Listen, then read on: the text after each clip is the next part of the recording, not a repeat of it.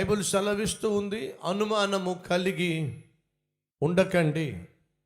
ఒకవేళ వాస్తవాలను మరిచి నువ్వు అనుమానించేటటువంటి మనిషివైతే ఏం జరుగుతుందో తెలుసా? ఆ ఉద్యోగస్తుడు చాలా నమ్మకస్తుడు. 20 సంవత్సరాలు ఒకే చోట కష్టపడి పనిచేశాడు. యథార్థంగా నమ్మకంగా పనిచేసేటటువంటి ఆ కంపెనీలో నష్టాలు వచ్చినాయి. ఆ కంపెనీ మూయాల్సి వచ్చింది. ఆ కంపెనీ యజమాని ఈ నమ్మకస్తుడిని పిలిచి, అయ్యా 20 సంవత్సరాలు ఎంతో నమ్మకంగా ఉద్యోగం చేశా, యథార్థంగా జీవించా, కానీ నాకేమో కాలం కలిసి రాలేదు. వ్యాపారంలో నష్టాలు వచ్చినాయి, కంపెనీ మూయాల్సి వస్తుంది, మూసేస్తున్నాను. కానీ నీ నమ్మకత్వాన్ని యథార్థతను గమనించిన నేను నీకు మంచి జరగాలి, మంచి ఉద్యోగం రావాలి అని మనస్ఫూర్తిగా కోరుతున్నాను అని చెప్పి అతన్ని పంపించేశాడు. కంపెనీని మూసేశాడు. 2 రోజులైన తర్వాత తన స్నేహితుడు ఫోన్ చేశాడు. ఒరే, నువ్వు కంపెనీ మూసేశావు కదా, నా కంపెనీలో ఒక నమ్మకస్తుడు కావాలి, నాకు కావలసినటువంటి సామాగ్రి పర్చేస్ చేసేటటువంటి పర్చేస్ డిపార్ట్మెంట్లో నమ్మకస్తుడు కావాలి, నీ దగ్గర ఎవరైనా ఉన్నారా అని అంటే వెంటనే 20 సంవత్సరాలు నమ్మకంగా పనిచేసిన వాడు జ్ఞాపకం వచ్చాడు. అయ్యయ్యో, మంచి నమ్మకస్తుడు ఉన్నాడు, పంపిస్తానాగు అని చెప్పి ఆ నమ్మకస్తునికి కబురు పెట్టి తన స్నేహితుని కంపెనీకి పంపించాడు. ఆ 2వ కంపెనీలో ఈ నమ్మకస్తుడు జాయిన్ అయ్యాడు. 6 నెలల తర్వాత స్నేహితుడు ఆ మూతబడిన కంపెనీ యజమానికి ఫోన్ చేసి, నమ్మకస్తుడిని పంపించబంటే ఇంత మోసగాడిని పంపించావేమిటి, ఇంత దుర్మార్గుడిని పంపించావేమిటి, ఇంత కమిషన్ కోర్ని పంపించావేంటి అని చెప్పి ఆ మొదటి స్నేహితుడిని లేక ఆ యజమాన్ని చెడమడా తిట్టేశాడు. ఏంట్రా, నేను పంపించిన వాడు చాలా నమ్మకస్తుడు, ఊరుకా నమ్మకస్తుడు అని చెప్పి నా దగ్గరికి పంపించా, వాడేమో వేలకు వేలు లక్షలకు లక్షలు కాజేస్తున్నాడు అని అంటే నమ్మబుద్ధి కాలేదు మొదటి వానికి. అయితే ఒకసారి నా దగ్గరికి పంపించి నేను మాట్లాడతానని చెప్పి ఆ నమ్మకస్తుడిని పిలిపించాడు.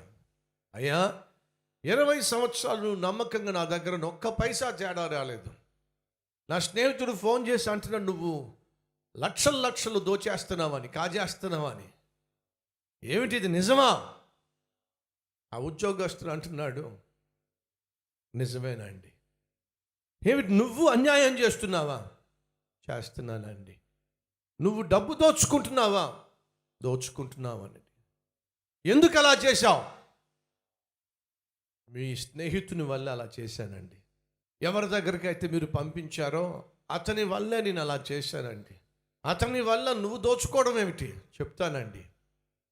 మీ దగ్గర నేను ఉద్యోగం చేస్తున్నప్పుడు మీరు నన్ను ఎంతో నమ్మేవారండి.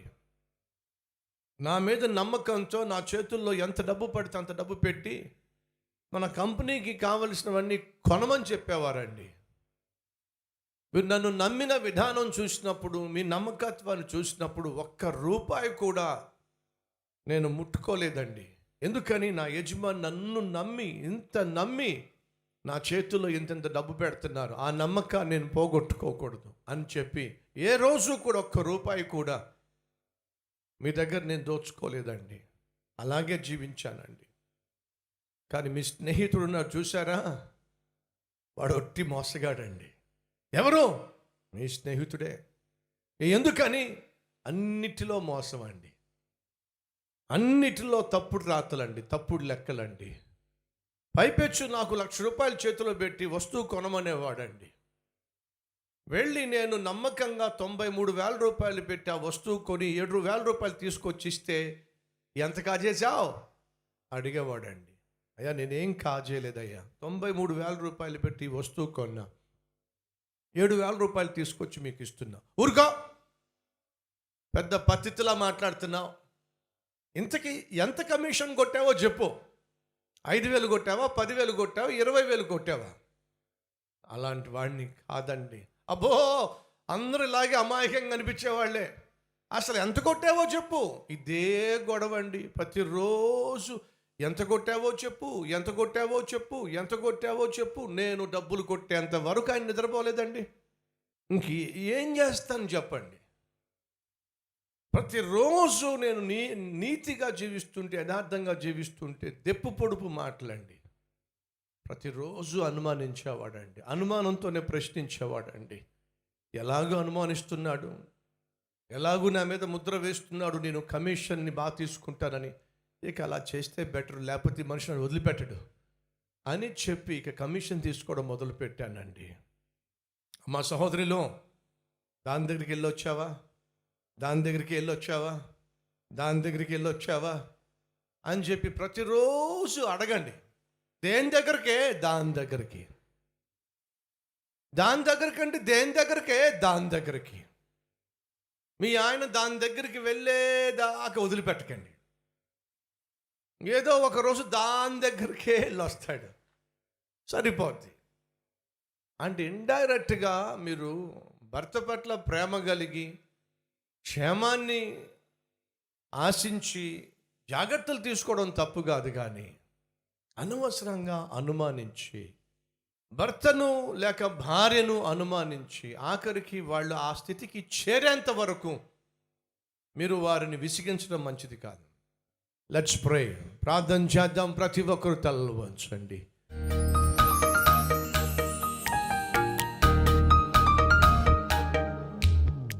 మహాపరిశుద్ధుడు అయిన ప్రేమ కలిగిన తండ్రి, మా కుటుంబాన్ని అలాగే బిడ్డలను ప్రేమతో, ప్రార్థనతో, పరిశుద్ధతతో పెంచాలి, పోషించాలి. అటు కృప మాకు దయచేయండి.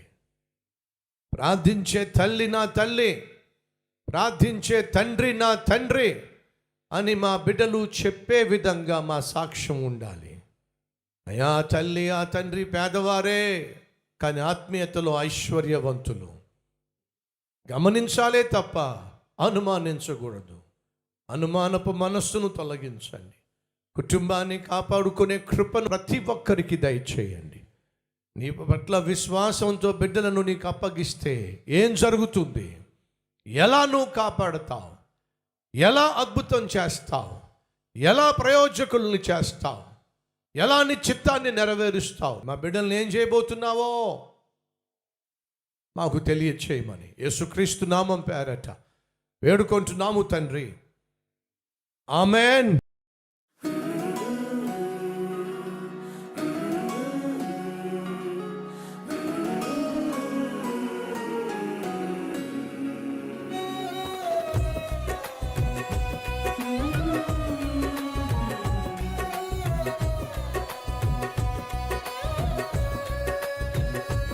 ఈ సందేశం మీకు ఆశీర్వాదకరంగా ఉన్నట్లయితే 10 మందికి షేర్ చేయండి, లైక్ చేయండి, మంచి కామెంట్ పెట్టండి. మళ్ళీ రేపు కలుసుకుందాం. సెలవు.